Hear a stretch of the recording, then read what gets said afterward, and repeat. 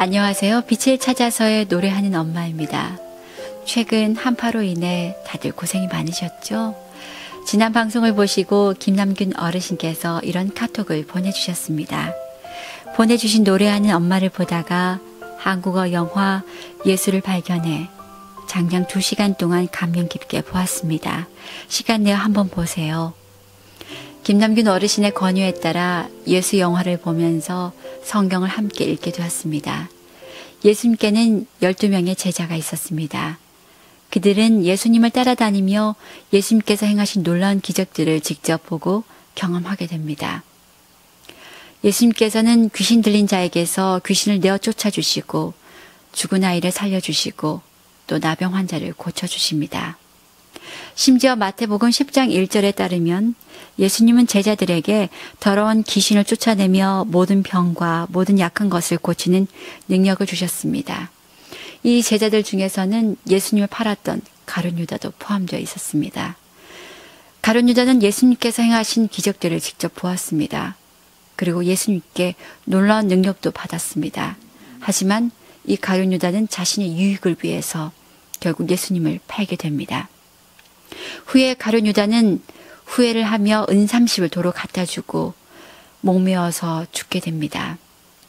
반면 예수님의 제자들은 예수님의 부활을 목격한 후 이를 증거하다 대부분 순교하게 됩니다. 이 제자들의 증거에 따라 2021년 지금 수많은 곳에 예수님을 믿는 사람들이 생겼고 그리고 세계 곳곳에 교회가 세워졌습니다. 지금도 마찬가지로 예수님을 믿는 사람들 중에서는 예수님을 사랑하여서 그들이 받았던 그 사랑에 감사해 제상과 생명을 드리는 사람들이 있는가 하면 또 다른 한편은 예수님의 이름을 이용해 무언가를 얻으려 하고 또 그 복을 받으려고 하는 사람들이 있습니다. 어찌했든 예수님께서는 말씀하신 대로 다시 살아나셨고 제자들에게 이런 말씀을 하십니다. 믿는 자들에게는 이런 표적이 따르리니 곧 그들이 내 이름으로 귀신을 쫓아내며 새 방언을 말하며 뱀을 집어올리며 무슨 독을 마실지라도 해를 받지 아니하며 병든 사람에게 손을 얹은즉 나으리라 하시더라. 만약 이 말씀이 사실이라면 예수님께서 계셨던 2021년 전 당시의 그 기적들이 지금도 일어날 수 있다는 뜻입니다. 예수님을 믿는 사람들에게는 분명한 증거가 있다는 뜻인데요. 예수님을 믿는 사람들에게는 예수님의 이름으로 귀신을 쫓아내며 새 방언을 말하며 병든 사람에게 손을 얹은 즉 낫는 일이 일어난다는 말씀입니다. 과연 지금도 이러한 일들이 일어날 수 있을까요? 성경이 사실이라면 이러한 일들이 일어날 수 있겠죠. 마가복음 마지막 절인 16장 20절은 말합니다. 제자들이 나가 두루 전파할세 주께서 함께 역사하사 그 따르는 표적으로 말씀을 확실히 증언하시니라. 오늘 빛을 찾아서의 주인공은 예전 방송에 출연하신 오인선 집사님께서 좋아하시는 분이신데요. 이분 역시 예수님의 살아계심을 경험하고 예수님을 믿게 되신 후 열심히 이웃들에게 예수님을 전하는 일을 하고 계십니다. 오늘 빛을 찾아서의 11번째 주인공 이갑순 집사님 함께 만나보실까요? 교회를 다니시고 예수님을 믿게 되셨는지 궁금합니다. 네, 절에 굉장히 열심히 다녔었습니다. 근데 교회 나가게 된 계기는 96년도 11월 달에 친정아버지께서 급성 간암으로 한 달 보름 만에 63세이셨거든요. 갑자기 돌아가셨습니다. 아버지 죽음은 제게 너무나 큰 충격이 되었고 제가 이후에 밤마다 귀신 꿈을 꾸는 악몽에 시달리게 되었어요. 그 귀신 꿈을 꾸고 일어나면은 아침이면은 가슴이 답답하고 이러다 죽으면 어떡하지 하는 죽음의 공포가 저를 엄습해 왔습니다. 그리고 난 이후에 제가 밤마다 그 귀신 꿈을 꾸고 악몽에 시달리고 하면서 잠을 청하지 못했었어요. 그러면서 우울증과 또 공황장애까지 오게 되었거든요. 우울증이 심해서 백병원에서 제가 신경정신과에 2번이나 입원한 적도 있고요. 우울증이 심할 때는 제가 넥타이로 제 목을 조르는 등 그리고 제가 칼을 참 많이 들었었어요. 칼로 남편을 위협하기도 하고 제 스스로 목숨을 끊으려고도 하였고, 그리고 제가 이전에 살던 집이 12층이었는데 12층에서 뛰어내리려고 한 적도 있었고요. 이렇게 우울증이 심하다 보니까 공황장애까지 오게 되었거든요. 밤이 되면 호흡이 곤란이 와서 숨을 쉬지 못할 정도로 힘들었어요. 그때는 무조건 백병원 응급실로 가야만 했었거든요. 그렇게 6년이라는 세월을 보내는 동안 저도 모르게 2002년도에 큰올캔니를 찾게 되었어요.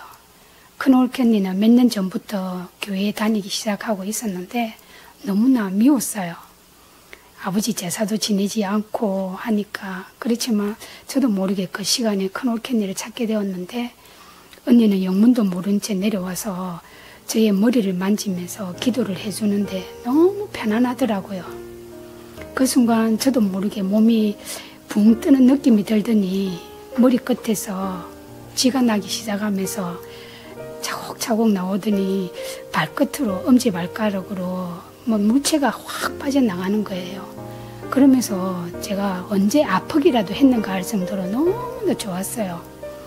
그러면서 언니가 다니던 교회에서 권사님, 부목사님이 오셔서 찬양을 부르고 해주는데, 저도 모르게 남편이 교회에 이제 다녀야겠다는 결심을 하고 이제 영안교회를 추천받아서 바로 교회를 다니기 시작했어요. 그러면서 이전에 밤마다 꾸던 귀신 꿈도 거짓말처럼 꾸지 않게 되었고요. 우울증, 공황장애까지 순식간에 다 사라지게 되었습니다. 그래서 신앙생활을 지금 열심히 하고 있습니다. 집사님 이제 신앙생활 하신 지 한 몇 년 되셨어요? 부끄러운데 벌써 20년이 되었어요. 20년 되셨구나. 그동안 또 집사님께서 무엇보다 하나님을 깊이 체험하시다 보니까 이 하나님에 대해서 많이 전도하셨을 것 같아요. 기억에 남는 분들 계세요? 네, 기억에 남는 분들이 참 많은데 한 두 분만 제가 소개해드리고 싶어요. 제가 이제 교회에 그래도 제 첫 열매가 가장 기억에 남잖아요. 제가 교회에 나가고 가장 먼저 전도하신 분인데, 그 같은 아파트에 살던 분이신데 그때 54세 된 분이셨어요. 그런데 이분께서 또 남편 때문에 많이 힘들어해서 우울증이 굉장히 심했던 분이거든요. 그런데 우연찮게 엘리베이터에서 만나게 되고 한 3번 정도 만날 것 같아요. 그런데 왠지 하나님께서 붙여준 영혼이구나 하는 마음이 오더라고요. 그래서 그 어머님을 저희 집으로 초대를 해서 또 이야기를 들어보니까 우울증이 너무 심해서 병원에 몇 번이나 입원했다 나왔던 분이더라고요. 그래서 제가 예수님을 소개했었어요. 그러니까 어머니가 나가고 싶다 하시는 거예요. 그래서 같이 예배를 드렸는데 어머니의 간증을 들어보니까 담배를 3갑이나 피우시던 거예요. 그러면서 치아도 다 흔들리고 54세밖에 안 됐는데도, 그러면서 한 주, 2주 나가면서 어머니께서 너무 큰 은혜를 받으시고 1층에서 제가 예를 들어서 뭐 8시 40분에 만나요 어머니 했는데 어머니께서는 경비 아저씨가 하루는 말씀하시는 거예요. 밑에 이 어르신이 너무 오랫동안 기다리신다 하시는 거예요. 그래서 제가 어머니 왜 그리 일찍 나오셨어요? 약속은 그렇게 했는데 하니까 너무 교회에 가고 싶어서 아침에 일찍 나왔다고 말씀하시더라고요. 그렇게 하면서 1년 6개월을 너무나 즐겁게 교회에 다니시고 또 구원의 확신을 가지시고 다니셨는데 그 후에 심장마비로 돌아가셨거든요.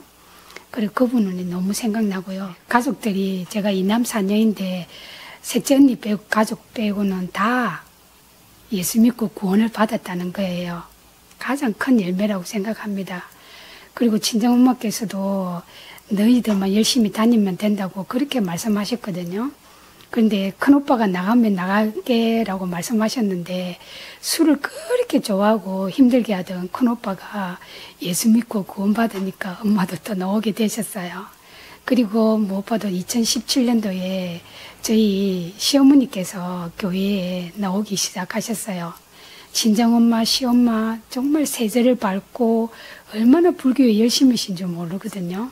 특히 시어머니께서는 제가 우울증 공황장애가 다 낫고 하니까 교회에 안 나가면 안 되겠다고 그렇게 말씀하셨어요. 그래서 저는 말씀드렸어요. 어머니 종교 때문에 분란 일으키는 일은 절대 없을 겁니다 하고요. 그리고 또 제가 맞이다 보니까 제사는 지냈어요. 어머니께서 염려하신 게 제사를 안 지내면 어떡하나 하셨거든요. 그래서 저는 그래도 다 할 걸 했어요. 그러면서 기도를 했었죠. 그런데 어머니께서 또 예수 믿고 구원 받으셨고, 그리고 중요한 거는 그 제사가 1년에 4번씩 있었거든요. 그런데 추도 예배로 작년부터 바꿔주셨다는 거예요. 그게 가장 큰 기쁨인 것 같습니다. 우리 인생에 있어서 가장 확실한 거는 죽음이라고 저는 생각하거든요. 다 공감하실 줄 믿습니다. 그리고 성경에서는 분명히 말씀하고 있어요. 한 번 죽는 것은 정해진 것이요, 그 후에는 심판이 있다고 말씀하시거든요. 그런데 정말 기회가 자주 오는 게 아니더라고요. 저희 친정아버지도 63세에 돌아가셨지만 저희 친정아버지 그렇게 일찍 돌아가실 줄 몰랐거든요. 그래서 어머니들 또 뭐 믿지 않는 분들, 아유 좀 더 있다가 믿지 생각하시는 분들이 계시다면 오늘 당장 내일로 미루지 마시고, 사실은 내일을 내일 하는데 내일은 내 날이 아니더라고요. 그래서 누군가 권한다면, 오늘 마음이 동요된다면 예수님을 믿고 같이 또 기쁨을 누리면서 천국에 가셨으면 좋겠습니다.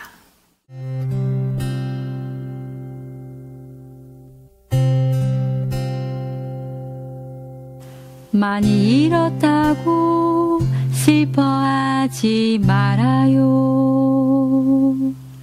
많이 가졌다고 자랑할 것 없네요. 숨가빈 이 세상 흘러만 가는 세월, 사라져가는 것들에 마음 두지 말아요. 적게 가지는 게 나을지도 몰라요. 적게 누리는 게 어쩌면 좋을 거예요.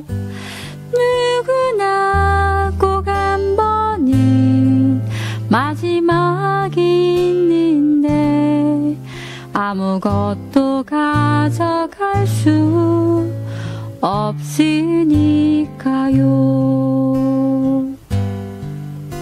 이 땅은 잠시 쉬어갈 정류장 같은 곳, 이 땅은 잠시 웃다 갈 드라마 같은 곳, 이 땅에 소망 두는 자 편안할 것이나, 하늘에 소망 두는 자 평안 얻으리.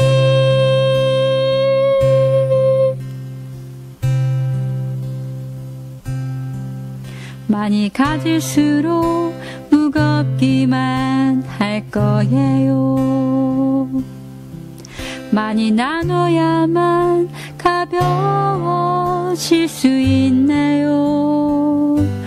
누구나 꼭 한 번은 마지막이 있는데 아무것도 가져갈 수 없으니까요.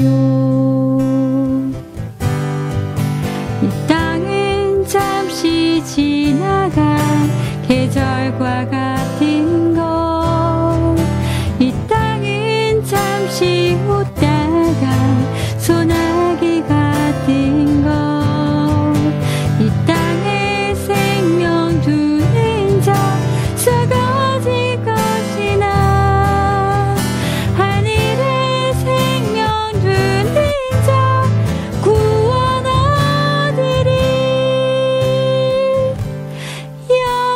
영원한 그 나라 서러움을 닦아준 아름다운 약속의 땅에 마음 두며 살아요.